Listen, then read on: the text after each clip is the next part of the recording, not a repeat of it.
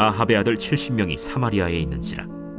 예후가 편지들을 써서 사마리아에 보내서 이스라엘 귀족들 곧 장로들과 아합의 여러 아들을 교육하는 자들에게 전하니 일러스되, 너희 주의 아들들이 너희와 함께 있고 또 병거와 말과 견고한 성과 무기가 너희에게 있으니 이 편지가 너희에게 이르거든 너희 주의 아들들 중에서 가장 어질고 정직한 자를 택하여 그의 아버지의 왕좌에 두고 너희 주의 집을 위하여 싸우라. 그들이 심히 두려워하여 이르되, 두 왕이 그를 당하지 못하였거든 우리가 어찌 당하리요?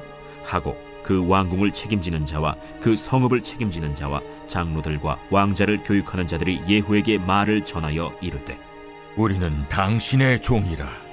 당신이 말하는 모든 것을 우리가 행하고 어떤 사람이든지 왕으로 세우지 아니하리니 당신이 보기에 좋은 대로 행하라. 예후가 다시 그들에게 편지를 붙이니 일렀으되, 만일 너희가 내 편이 되어 내 말을 너희가 들으려거든 너희 주의 아들 된 사람들의 머리를 가지고 내일 이맘때에 이스라엘에 이르러 내게 나아오라. 왕자 70명이 그 성읍의 귀족들 곧 그들을 양육하는 자들과 함께 있는 중에 편지가 그들에게 이르매 그들이 왕자 70명을 붙잡아 죽이고 그들의 머리를 광주리에 담아 이스라엘 예후에게로 보내.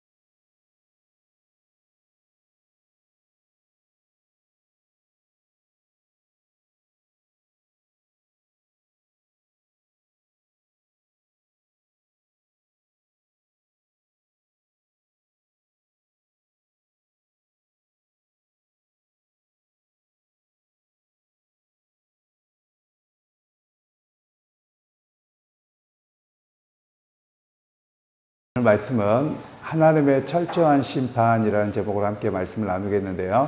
오늘 말씀은 이제 예후라고 하는 군대 장관이 북이스라엘의 요람 왕을 배신해서 그를 죽였고 또 그와 동맹을 맺었던 남유다의 아하시야 왕을 죽였습니다. 그리고 이제 그가 성으로 돌아가서 그의 어머니 이세벨을 죽였던 이야기가 어제까지입니다. 그리고 나서 이제 백성의 지도자들에게 이 아합의 그 아들들이 70명이 있었는데 너희 중에 정말 어진 사람이 있으면 왕을 세워라 이렇게 편지를 보내지요. 그 편지는 은연중에 겁박하는 것이기도 합니다. 그래서 결국은 그 귀족들이 이 70명을 다 죽여서 머리까지 보내는 그런 사건이 벌어졌습니다.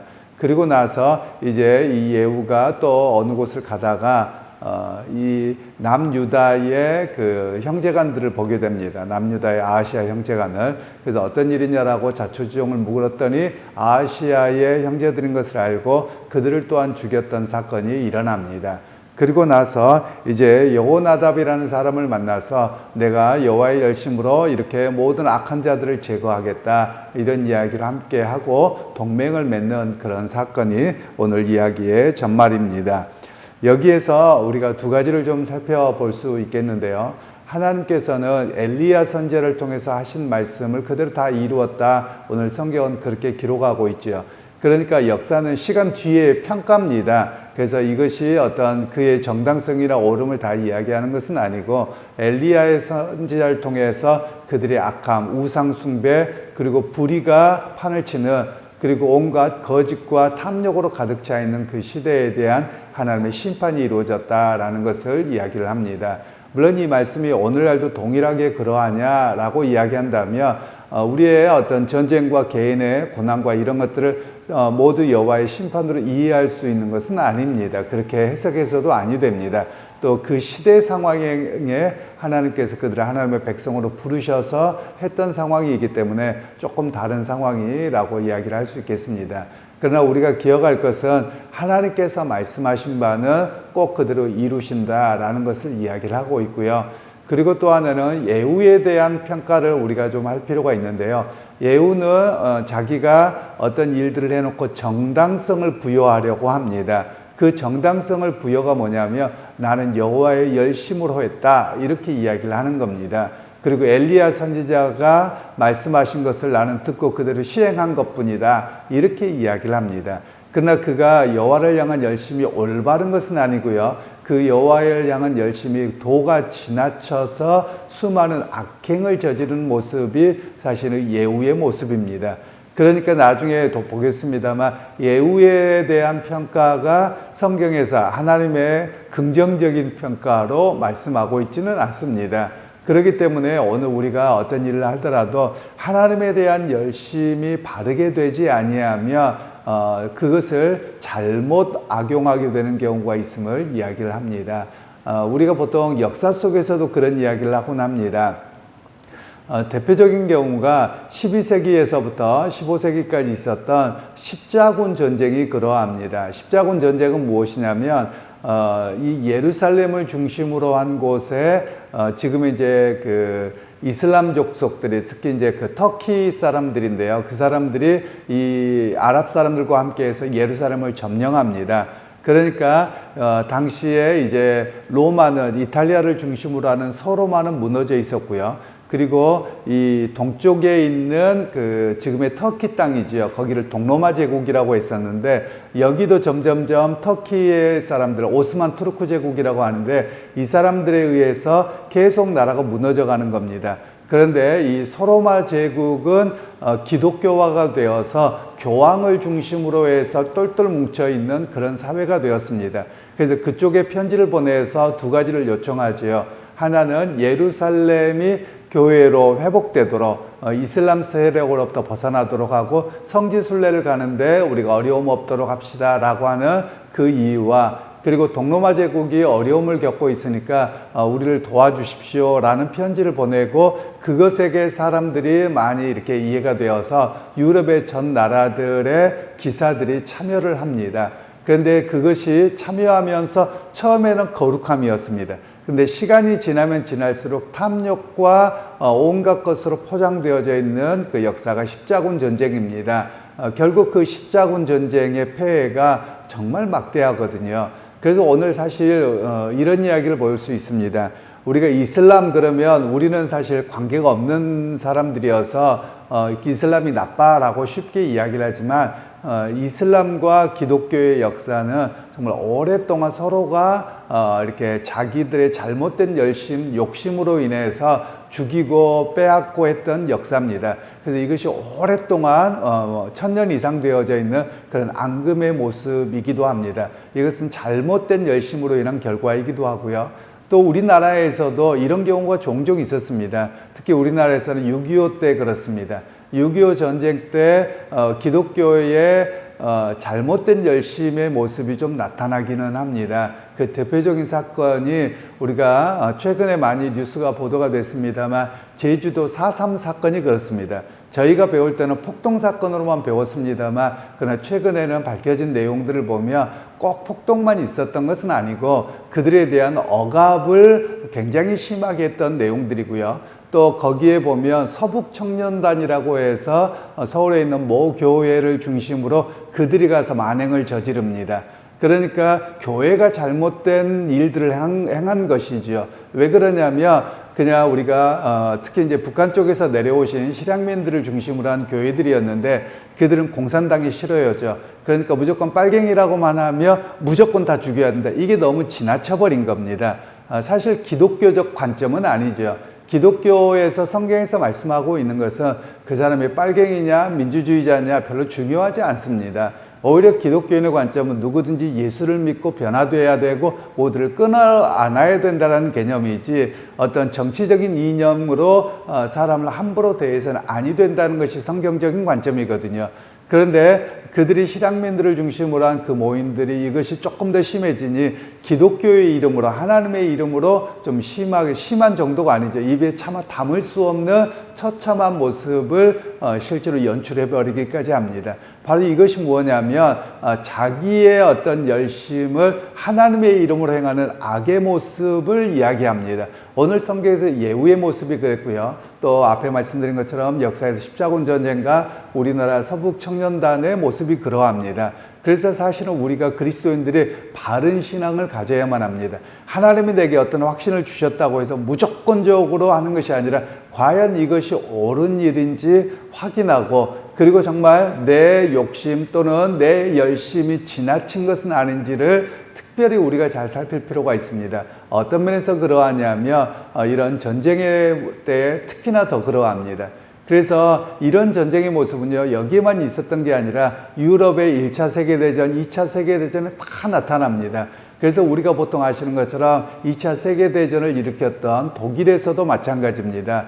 독일이 기독교 국가입니다. 그런데 어떻게 기독교 국가인데 모두가 다 히틀러가 옳다고 하고 그렇게 전쟁 일으키고 유대인을 죽이고 그리고 유럽 전체를 전쟁에 휩싸이게 만드는가 이렇게 생각할 수 있을 것입니다. 바로 그것은 교회가 잘못된 열심으로 가버려서 그렇습니다. 여러분 우리가 잘 아시는 것처럼 선한 능력이라고 하는 찬양은 본웨퍼 목사님이 지으셨는데요. 이분은 히틀러 암살단에까지 가입하셨고요. 그리고 전 독일 교회가 어찌 보면 어떻게 하나님의 이름으로 그들을 축복하고 그들과 함께 할 수 있느냐. 그럴 수 없다라고 해서 자유교회를 세우고 그리고 계속해서 한거하다가 결국은 형장의 이슬로 사라지신 분이 본웨퍼 목사님입니다. 바로 그분이 선한 능력이라고 하는 찬양을 하셨죠. 그래서 여러분 오늘 우리가 기억할 필요가 있습니다. 우리도 자칫하면 한쪽으로 세뇌당하고 또는 열심히 너무 과해서 잘못된 선택을 하거나 그것이 도를 넘는 경우가 있을 수 있음을 우리에게 말씀하고 계시는 겁니다. 그러니까 우리가 하나님의 말씀에 대한 바른 이해가 좀 필요할 것이고요. 그리고 도를 넘는 충성, 도를 넘는 열심은 결국 하나님의 이름을 빌리는 것뿐이지 자기의 욕심과 죄성을 정당화하는 데 사용되고 말더라라는 겁니다. 오늘 예후가 그랬습니다. 사실 교회 사역을 할 때도 마찬가지입니다. 우리 교회 사역이나 어디에서 보면 열심히 하는 것 같지는 좋습니다. 열심히 해야 합니다. 그런데 그 열심이 도를 넘어서 내 의를 드러내고 나의 열심만이면 아니 됩니다. 서로 조화를 이룰 줄 알아야 됩니다. 조화를 이루고 하나님의 뜻이라면 서로 대화해 가면서 나가야 되는데 우리는 종종 내가 하고 싶은 거 내가 하는 것 하나님 앞에 기도했는데 안 되면 안 해. 뭐 아니면 도야. 이런 식으로 나간다는 것은 사실 하나님으로부터 오지 않은 열심일 가능성이 높습니다. 그러니까 여러분 오늘 우리가 기억해야 될 것은 하나님 내게 바른 판단을 주시고 또한 열심히 있어야 되겠지만 그 열심이 도가 지나쳐서 오히려 하나님의 영광을 가리고 다른 사람들에게 너무 심한 피해를 주는 그런 일이 없게 하옵소서. 사실 그런 기도가 우리 가운데 필요합니다. 사실 우리 한국 사회가 위험합니다. 한국 교회도 위험하고요. 왜 그러냐면 이 독일이라는 나라가 그랬던 것처럼 독일은 지금 많이 바뀌긴 했습니다만 독일의 교회가 그렇게 했던 이유는 독일 사람들의 그런 민족성, 순수성, 단일 민족 이런 걸 강조하다 보니 그랬습니다. 여러분 오늘 우리 한국도 마찬가지입니다. 그래서 한국이 매번 유엔으로부터 경고받는 것이 있는데요. 그것은 뭐냐면 단일 민족을 강조하면서 타민족에 대해서 특별히 우리보다 피부색이 검은 사람들에 대해서 인종차별하는 모습 굉장히 위험하다고 봅니다. 근데 우리가 없는 것 같은 데 있어요. 그래서 우리가 단일 민족을 강조하면서 뭔가를 하다 보면 여기에 똘똘 뭉쳐버리는 겁니다. 그러면 다른 것들이 아무것도 안 보이는 거예요. 사실 우리가 그런 면에서 좀 변화가 필요하다라고 말할 수 있는 것이지요. 그래서 여러분 우리 사회에 보면 일제강점기나 6.25 때 보면 사람들의 문제가 어디에 있었느냐, 사람들을 선동하는 겁니다. 그럼 선동하면 거기에 다 온폭 빠져버리는 거예요. 객관적으로 생각할 수 있는 능력이 많이 없어버리는 것이죠.